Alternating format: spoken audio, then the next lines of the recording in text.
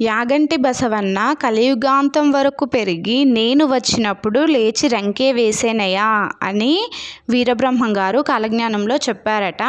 ఇక్కడ ఫస్ట్ ఒక చిన్న నంది విగ్రహ రూపంలో చిన్నగా ఉండేదంట. కాకపోతే రోజు రోజుకి పెరుగుతూ వస్తుందంట. ఎప్పుడైతే నందీశ్వరుడు లేచి రంకె వేస్తాడో అప్పుడు ఈ యొక్క కలియుగము అంతమైపోతుంది అని అక్కడ ఉన్న వాళ్ళు చెప్పారు. అక్కడ ఉన్న వాళ్ళే కాదు, చాలామంది చెప్తారు. బ్రహ్మంగారు కాలజ్ఞానంలో ఏది చెప్పారో అది అవుతూనే వస్తున్నాయి. అందులో ఇదొకటి. ఈ దేవస్థానం కర్నూలు దగ్గరలో ఉంది. ఈ గుడిని వెంకటేశ్వర స్వామి కోసం కట్టిరంట. వెంకటేశ్వర స్వామి శిల చెక్కేటప్పుడు స్వామివారి కుడికాలి గోరు విరిగిపోయిందంట. అయితే ఆ స్వామివారిని ఇక్కడ ప్రతిష్ఠించొద్దు, మంచిది కాదు అని చెప్పి పక్కనే ఒక గుహ ఉంటే ఆ గుహలో ప్రతిష్ఠించారు. అదే స్థలంలో శివపార్వతులు ఆది దంపతులుగా ఒకే రాయి పైన వెలిసిర్రు. ఎక్కడైనా స్వామివారు లింగాకార రూపంలో ఉంటారు, కానీ ఇక్కడ మాత్రం ఒకే రాయి పైన స్వామివారు అమ్మవారు ఇద్దరు దంపతులుగా వెలిసారు.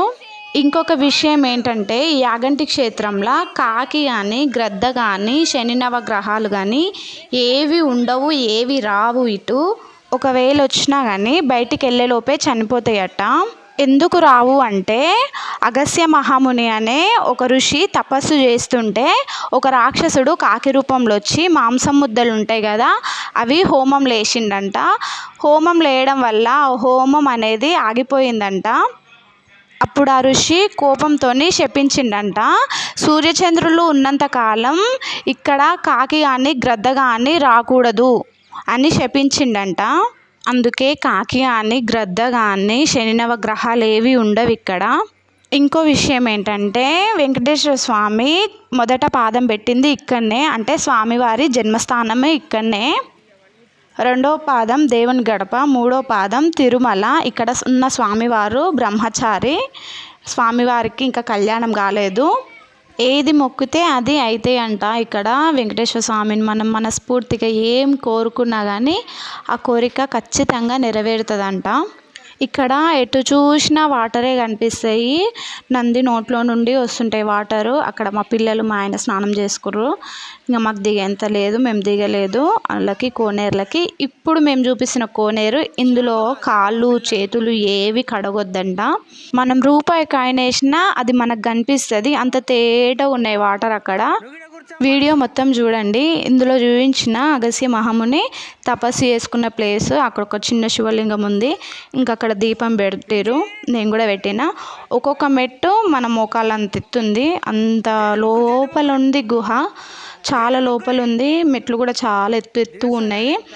మళ్ళీ పోయడానికి ఒకే దారి, రావడానికి ఒకే దారి. మధ్య నుండి పోతుంటే భయం అవుతుంది కింద పడతామేమో అని. ఇదే ఆ ప్లేస్. ఇక్కడనే అగస్త్య మహాముని తపస్సు చేసింది. చూడండి. ఇంకా మన ఛానల్ని ఎవరైనా సబ్స్క్రైబ్ చేసుకోకుంటే సబ్స్క్రైబ్ చేసుకోండి. ఇంకా లోపల ఇంకా మంచి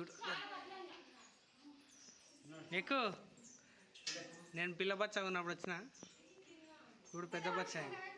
జాగ్రత్త, చిన్న మిస్ అయినా కానీ కష్టం.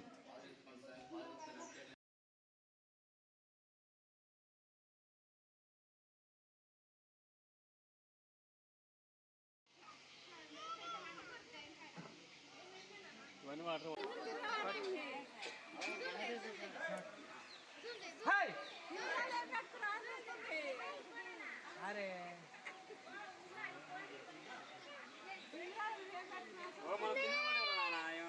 పట్టుకోరా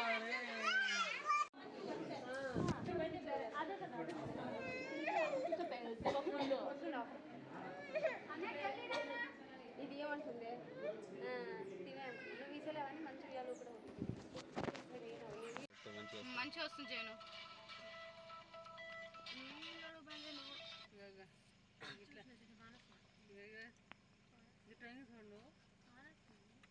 అది డిఫరెంట్ ఉంది, ఇట్లుంది. అది బోర్ వేసిన పొరలు కట్టిన పడతాయి కానీ ఆయన